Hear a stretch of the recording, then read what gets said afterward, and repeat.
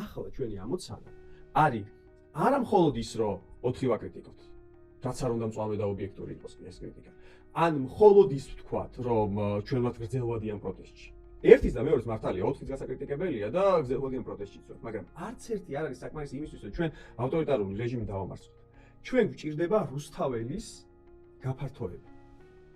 და ეს გაფართოება დამოკიდებული არის ჩვენს მუშაობაზე პერიფერიებში. ოღონდ ეს პერიფერიები არ გულისხმობს გეოგრაფიულ პერიფერიას, ეს გულისხმობს პოლიტიკურ პერიფერიას. ანუ იმ ადამიანებთან, იმ სოციალურ ჯგუფებთან, ვინც ამდენი ხნის განმავლობაში პოლიტიკურ პროცესებში არ იყო ჩართული, ან იყო ჩართული, მაგრამ დღეს ინდიფერენტული.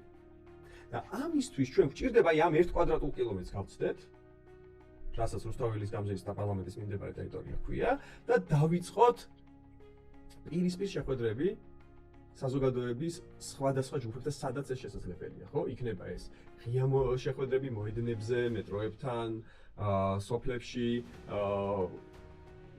სკვერებში, თუ ეს იქნება რაღაცა შეხვედრები კოლექტივებთან, ხო? ან შეხვედრები სტუდენტებთან, ან შეხვედრები დასაქმების სხვადასხვა ადგილებში.